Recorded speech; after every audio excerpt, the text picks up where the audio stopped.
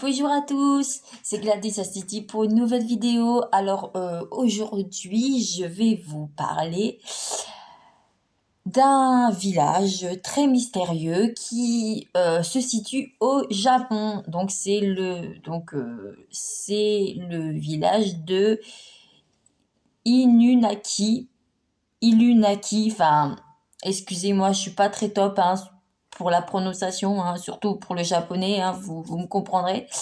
Alors c'est un village très bizarre, pourquoi? Parce que c'est un village qui est abandonné déjà par premier abord, et aussi parce que c'est un village qui, à l'entrée du village, il y a une pancarte avec un message assez bizarre. Et le message dit à partir de ce lieu, la loi japonaise ne s'applique plus. Donc à partir de là, c'est très bizarre.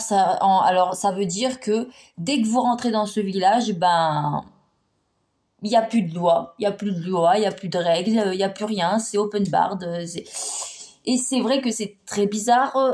Ça ne s'est presque jamais vu. Normalement, de la loi, il y en a partout. Mais là, bizarrement, non. C'est vrai que c'est très bizarre. Et c'est l'une des choses qui fait que ce village est très mystérieux, mais ce n'est pas la seule chose. La deuxième chose, c'est que toutes les personnes, enfin, là, on va dans les légendes urbaines, donc il y a du faux et du vrai, il faut savoir trier. Euh, on dit que toutes les personnes qui sont parties visiter ce village abandonné ne sont jamais revenues. Alors, euh, cette théorie, elle est mise à mal. Pourquoi? Parce que, sur Internet, et d'ailleurs vous le verrez vous aussi, si vous tapez le nom du village sur Internet, et que vous allez sur photos, vous allez voir beaucoup de photos du village. Mais si les personnes qui vont dans ce village disparaissent et ne reviennent pas, comment elles font pour prendre en photo et pour les ramener surtout et surtout que après je sais ce que vous allez me répondre. Ah oui, mais bon, si personne ne peut aller prendre de photos dedans, on peut envoyer des drones, des avions qui peuvent prendre les photos du village en hauteur. Et ben non, parce que deuxième chose qui est très bizarre, c'est que dans ce village, tous les appareils électroniques ne marchent pas. Donc, que ce soit téléphone, ordinateur, drone, caméra, il n'y a rien qui marche. Voilà, il y a rien. Voilà, c'est tout ce qui est électronique ne marche pas dans ce village. Donc, ça aussi, c'est très bizarre. Pourquoi? Il y en a beaucoup qui disent que ça serait lié au magnétisme qu'il y a dans la Terre, que ça peut être dû en fonction de là où le village est placé. Peut-être qu'il n'y a pas une très bonne réception au niveau du satellite dans l'espace. Enfin, il y a vraiment des théories fumeuses parce qu'en fait, la réalité, c'est que personne ne sait pourquoi les appareils électroniques ne fonctionnent pas. Voilà, personne ne sait. Et d'ailleurs, vu qu'il n'y a pas grand monde qui est là où je rejoins la théorie, c'est que il n'y a pas grand monde pour parler du village. D'ailleurs, au Japon, on n'en parle pas. Du moins, si on peut éviter d'en parler, on évite. C'est un peu comme la forêt qui est au Japon, je crois aussi. Et cette forêt, d'ailleurs, vous avez en entendu parler. Bon, je me souviens pas du nom, donc je vais vous décrire la chose en espérant que vous connaissez et que vous allez comprendre de quoi je parle. Vous savez, c'est la forêt au suicide. Voilà, c'est comme ça qu'elle s'appelle. Au Japon, il y a une forêt une forêt où les gens y vont pour se suicider et où il y a eu un bon nombre de disparitions. Et du coup, et ce lieu-là fait partie d'un des lieux qu'on ne parle pas parce que c'est pas quelque chose, enfin c'est pas un super endroit, alors forcément il n'y a pas grand monde qui va en parler. Le village de d'Inunaki, d'Inunaki fait partie de ce folklore du on ne peut pas en parler parce que ça porte malheur. Donc c'est sûr qu'au Japon, vous verrez rarement quelqu'un qui acceptera d'en parler. Et s'il accepte d'en parler, c'est bizarre. Mais c'est vrai que voilà, ce qui est étrange, c'est qu'il n'y a pas grand monde qui est revenu de ce village pour nous raconter vraiment ce qui s'est passé. Donc du coup là, on n'a que des suites, on n'a que des trucs. On n'a que des traces écrites, hein, parce que le village a vécu, hein, il n'a pas toujours été un village abandonné, hein, attention, hein.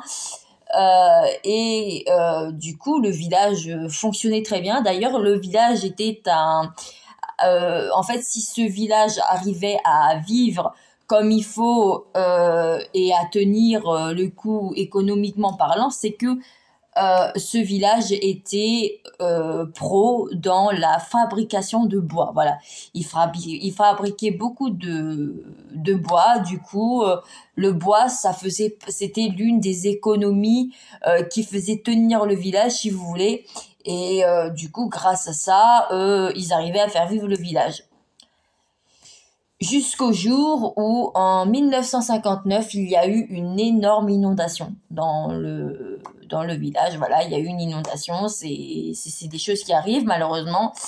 Et leur plus grande réserve de bois a été détruite. Du coup, depuis ce jour-là, le village s'est vidé petit à petit parce qu'il y avait des gens qui ne pouvaient plus vivre dans leur habitation parce que leur habitation avait été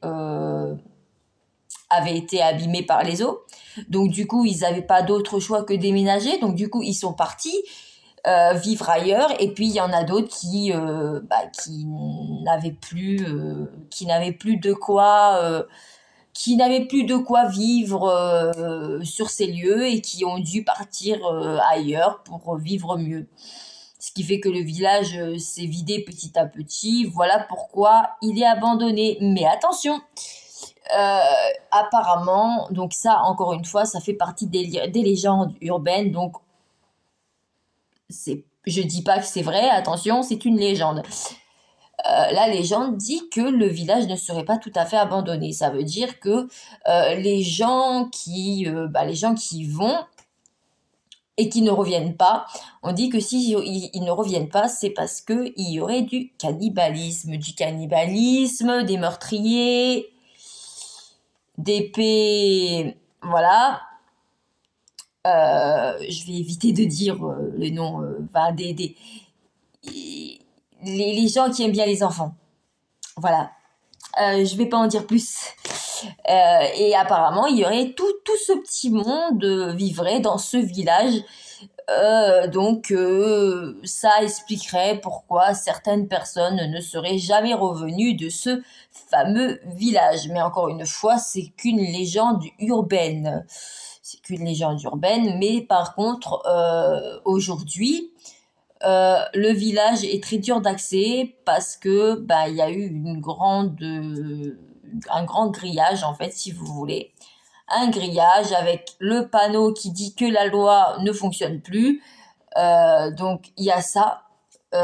Et il y avait autrefois, il y avait un tunnel qui permettait d'aller dans ce village et le tunnel a été emmuré, ce qui fait qu'aujourd'hui il est impossible d'aller dans ce village parce que tous les deux points d'accès du village elles ont été condamnées et du coup il n'y a pas grand monde qui peut y aller. Et apparemment il y a eu tellement de disparitions qu'aujourd'hui on préfère bloquer l'accès pour éviter qu'il y ait d'autres disparitions vu qu'il y a des centaines de curieux qui aimeraient aller dans ce village pour savoir vraiment ce qu'il en est. D'ailleurs, j'en fais partie. Mais bon, je n'irai pas au Japon pour aller voir ce village, même si j'en ai très envie. Mais bon, moi, j'ai pas envie de disparaître, donc du coup, je vais m'en passer. Et il y a aussi des légendes un peu plus terrifiantes qui dit que apparemment au niveau du tunnel qui a été emmuré, à l'époque où il n'était pas emmuré, même maintenant qu'il est emmuré, on dit qu'il y a des gens qui ont vu des apparitions, qui ont entendu des voix d'outre-tombe qui se faisaient entendre à la sortie du tunnel. Donc après, on est libre d'y croire ou pas, hein, mais bon, vu qu'il y a eu une inondation, il y a eu forcément des victimes, donc ça paraîtrait possible que peut-être que leur âme n'ait pas quitté le village et que peut-être qu'elles vivent encore dans le village et que voilà, et qu'elles se seraient fait entendre du meilleur moyen qu'elles peuvent. Mais ça aussi, c'est quelque chose à vérifier. Mais comme je vous ai dit, je n'irai pas vérifier à votre place, hein, même si j'adore faire des vidéos de buzz. Je n'irai pas là-bas. Voilà, hein, on va éviter de se causer des problèmes, hein. Quand on n'a pas de problème, il vaut mieux rester comme ça. Euh, donc voilà, ce village est un village très mystérieux où les appareils électroniques ne fonctionnent pas. La loi ne s'applique plus arrivée au village. Des apparitions et des voix auraient été entendues. Enfin, les deux points d'accès du village ont été condamnés. Donc voilà. Donc voilà, c'est la fin de la vidéo. Je voulais vous faire une petite vidéo sur ce village. J'avais vu cette histoire, je trouvais ça vraiment intéressant. Bon, elle n'a pas duré longtemps cette vidéo. C'est vrai que mes vidéos sont plus longues d'habitude. Mais voilà, il faut varier les plaisirs. Et du coup, j'ai vu cette histoire de village et du coup je voulais vous la raconter parce que je trouvais ça très intéressant et surtout qu'encore une fois on peut s'imaginer tout et n'importe quoi. C'est ça qui est bien d'ailleurs dans ces vidéos, c'est qu'on n'a pas de réponse à nos questions, donc chacun est libre d'interpréter l'histoire comme il le veut et c'est très bien comme ça aussi. Voilà, donc j'espère que cette vidéo vous aura plu. Si vous voulez en savoir plus sur le village, vous avez qu'à le taper sur internet. Donc c'est Inunaki. Attendez, 2 secondes, petite vérification. Je vais vérifier, je vais vous dire le vrai nom pour que vous puissiez faire vos propres recherches. Alors oui, c'est ça. Inunaki. Voilà, le village Inunaki, le village perdu au Japon. Voilà. Donc vous avez qu'à taper ça sur internet si vous voulez faire des recherches et en savoir plus. Voilà. Donc je suis désolée si je n'ai pas, peut-être que j'ai dit des choses qui étaient inexactes, hein. J'ai essayé de dire les choses, enfin, de raconter l'histoire de la manière la plus vraie possible, mais il est possible que j'ai fait quelques erreurs. Voilà, sur ce, je vous dis au revoir et à très bientôt pour une prochaine vidéo.